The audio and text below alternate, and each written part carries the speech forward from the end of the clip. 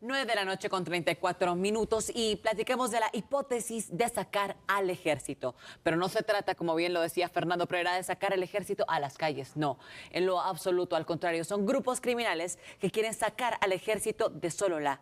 Max Santa Cruz, ¿cómo estás? Bienvenido en A la Medida. Jenny, muchas gracias, muy buenas noches. Fernando, teleaudiencia, por supuesto, A la Medida, un verdadero gusto. Una semana antes de las fiestas de Navidad, aquí estamos haciendo el análisis de coyuntura. Claro que sí, Max, definitivamente es un placer tenerte aquí como todos los miércoles. Y los temas son más que álgidos y este que está generándose en Sololá definitivamente nos trae a una coyuntura que data de más de 2 siglos. Una historia entre Iztahuacán y Nahualá que realmente ha cobrado pues ya no sé cuántas vidas y que hoy tiene aristas que el presidente de la República le agrega en función de que allí operan grupos clandestinos que lo que están buscando es sacar al ejército, sacarlo de Sololá para poder manejar lo que quieran en materia de territorio sololateco. ¿Cuál es tu opinión al respecto? Muy importante lo que está señalando, sin duda, este es un conflicto que data desde la época colonial incluso y que en 1862 vuelve a agarrar nuevos giros cuando en su momento Nahualá se desprende de Iztahuacán, pero con un elemento importante que creo que hay que señalar. Santa Catarina de Iztahuacán es eminentemente cachiquel y Nahualá es eminentemente quiché. Entonces, las disputas por las fuentes de agua, los recursos forestales, ha sido una constante que incluso se vino a exacerbar todavía aún más después del Miche en el 98, porque hubo movimientos y traslados de comunidades de Santa Catarina de Iztahuacán a territorio de Nahualá. Y los esfuerzos que se han hecho desde entonces, en más de 30 años, casi 30 años, no han sido verdaderamente exitosos. Han habido mesas de trabajo. La última que recuerdo yo fue incluso con el vicepresidente Willy Castillo, que fue el que encabezó una mesa de trabajo de negociación entre las dos comunidades para tratar de dirimir un conflicto territorial que tiene larguísima data y que parece no solucionarse. ¿Qué es lo que sí me preocupa a mí en el análisis que hoy en día el presidente nos convoca en una conferencia de prensa? ¿Cuál va a ser el enfoque que el gobierno va a abordar a partir de ahora en este tema? ¿Va a seguir siendo el tema de carácter de disputa territorial entre dos comunidades o va a ser el abordaje, la recuperación del territorio frente al crimen organizado, tratando de posicionarse en un área geográfica, metiendo el elemento del conflicto territorial, pero con un tema que tiene que ver a rato de pronto con narcotráfico, con trata de personas, con otro tipo de elementos más peligrosos?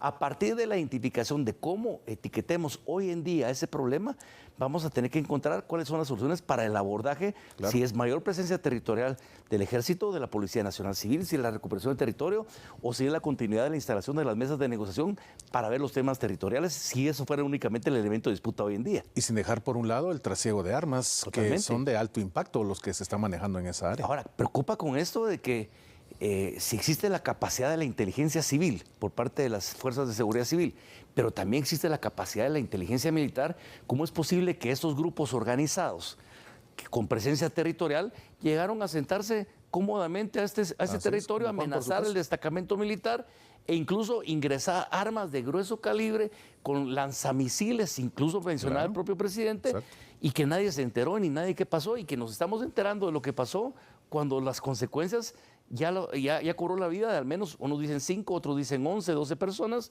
y que no sabemos entonces cuándo se les pasó debajo de la mesa o bajo la frontera este tipo de incursiones. Es ahí donde sí nos tenemos que hacer el planteamiento como Estado y como institucionalidad que muy endeble no ha logrado resolver. Es un problema histórico, pero en este caso tiene un enfrentamiento mucho más difícil que atender si es el tema del crimen organizado. Y ojalá, y no recuerde a muchos de nosotros los enfrentamientos que en México se viven con mucha frecuencia, claro, sobre disputas de espacios territoriales. Cabe recalcar también que es un punto estratégico para el tráfico de ilícitos. De hecho, dentro de los puntos que abordó el presidente Arévalo, es que no se trata solamente de un conflicto histórico-territorial, sino también desde una variante que es bastante preocupante por el hecho que es un mensaje muy claro. No se atacó a la comunidad como tal, se atacó directamente a la milicia y es por ello que también quiere decir que no se está en postura de ceder el territorio. Sin embargo, también como guatemaltecos y como Estado debemos estar presentes que al sacar a los militares de esta área o de este territorio realmente puede significar un debilitamiento del Estado y cederles el espacio. Por eso digo, ¿cuál es el abordaje que el gobierno va a querer asumir? ya dejamos a un lado el tema del diferendo territorial entre dos comunidades que han sido antagonistas históricamente y nos enfocamos en un espacio específicamente de combate a una estructura del crimen organizado transnacional con posibilidades, porque algunos identifican que los que veían ahí en las disputas y en los intercambios de disparos no precisamente tenían características de comunitarios o de personas del lugar, claro. sino eran personas de otras latitudes. Entonces, ¿cómo se va a abordar esto? Yo lo que creo es que en la complejidad del abordaje de este tema van a continuar las disputas sobre los temas territoriales. Y vamos a agregar al tema del crimen organizado la continuidad de la disputa territorial. Y eso les sirve muchísimo a estas organizaciones que existen como tal en el territorio, porque eso va a ser el distractor mientras van a poder justificar, tristemente a través del cobro de vidas de muchas personas, esos enfrentamientos o la presencia en donde van a tratar de desgastar, me imagino, a las fuerzas de seguridad del Estado, si es que en algún momento alguna de estas personas resulta muerta como resultado de los enfrentamientos en la recuperación de los espacios territoriales y de no dejar, como dijo el presidente, en manos de estas organizaciones un espacio que pareciera ser el mensaje que quiera el presidente, es decir, aquí no nos vamos a echar para atrás y vamos a mantenernos siempre presentes en resguardo de los intereses de ambas comunidades. Ahora, la pregunta que nos podemos hacer los 18.3 millones de guatemaltecos es, ¿cómo solucionamos esto? Tenemos un estado de prevención, 15 días, en donde obviamente 15 días puede quedarse todo bien tranquilo porque tienes como Estado la posibilidad de frenar las garantías constitucionales. Puedes después venir con un estado de sitio que es todavía más fuerte, 30 días, Congreso de la República y Ejecutivo de acuerdo para que ahí se limiten literalmente los dogmas constitucionales, pero después de esos 30 días todo vuelve a lo normal. Es una muy buena reflexión. Yo creo que aquí hay diferentes modalidades, pero yo tal vez trataría de abordar en tres. Ajá. En una primera que es el estado de prevención tiene una caducidad. Son días. Hasta el 29 de diciembre, si no estoy mal. 15 días, así es. Pero que pueden ser prorrogables. Pueden ser prorrogables. Pero entonces, ¿qué significa eso? Lo hemos visto por la experiencia. Bueno, tenemos 15 días y se reacomodan las fuerzas, se refuerzan las fuerzas de seguridad. Me tocó ver en carretera el fin de semana precisamente un contingente de soldados y de policías con mayores capacidades élite, por así decirlo, yendo hacia la dirección de Nahualá.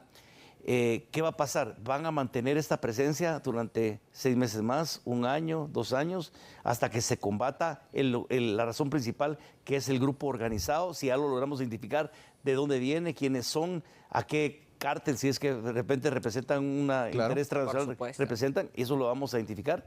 La 2 sería, bueno, vamos a atender en paralelo, retomar las negociaciones de una mesa de negociación en donde vamos a podernos sentar con los comunitarios de Santa Catarina, Ixtahuacán y Nahualá para tratar de encontrar de manera definitiva una resolución del conflicto del limítrofe entre las dos comunidades, de cómo se van a resguardar y cómo se van a administrar los bienes.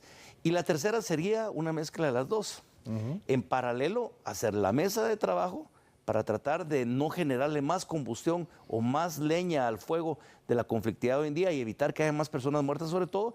Y segundo, ver si el estado de excepción o de prevención dura 6 meses, dura 15 días o dura 1 mes o dura el tiempo que sea necesario para verdaderamente eliminar las causas estructurales de este crimen organizado que se llegó a asentar en este territorio. Y decir con absoluta transparencia y claridad y apertura de qué se ha tratado todo esto, porque los guatemaltecos también necesitamos saber y no esconder un problema que puede ser debilidad dentro del Estado en el combate y el resguardo de sus fronteras con un tema que tenga que ver únicamente en el tratamiento de diferencias entre comunidades por temas limítrofes.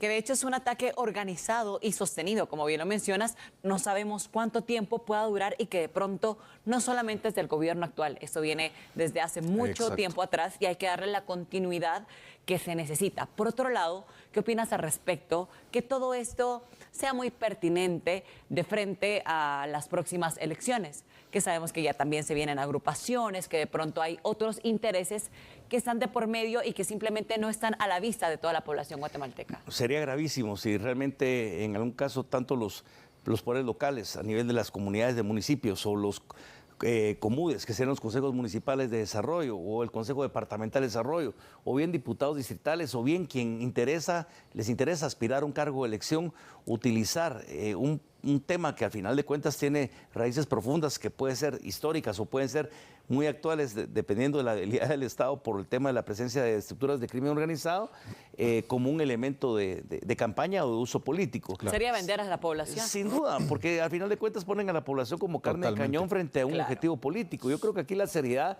debe privar de quienes hoy ostentan el poder, de la responsabilidad que tienen los alcaldes de ambos municipios, el gobernador departamental, las fuerzas de seguridad, tanto del Ministerio de Gobernación como el Ministerio de la Defensa, el presidente de la República, diputados del departamento de Sololá, creo que es importante también, y que no se agoten, o sea, no se dejen de agotar todos los recursos y esfuerzos necesarios para que en paralelo se resuelva la situación de la presencia de estas estructuras que el presidente ya las denunció como crimen organizado, porque podríamos correr el riesgo incluso, que ojalá que no sea así, que se pudieran replicar estas presencias de estos grupos en otras partes del territorio nacional. Recordemos que nuestra frontera a lo largo de lo que compartimos con México, pero también con El Salvador, con Honduras, es sumamente porosa.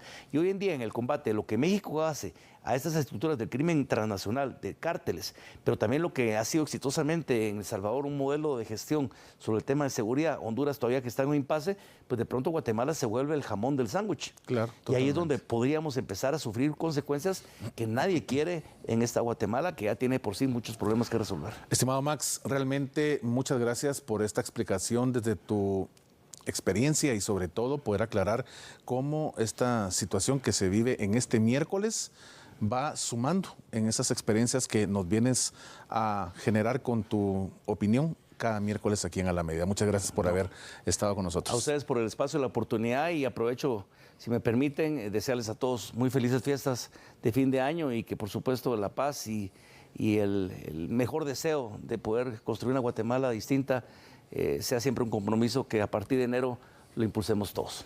Muchas gracias, Max, por acompañarnos. Saben que este es el espacio de análisis donde también su opinión es importante. Recuerde comentar a través de las redes sociales de TN23, porque aquí lo que buscamos es escucharla a usted también. Muchas gracias, Max. Muchas gracias, Fernando.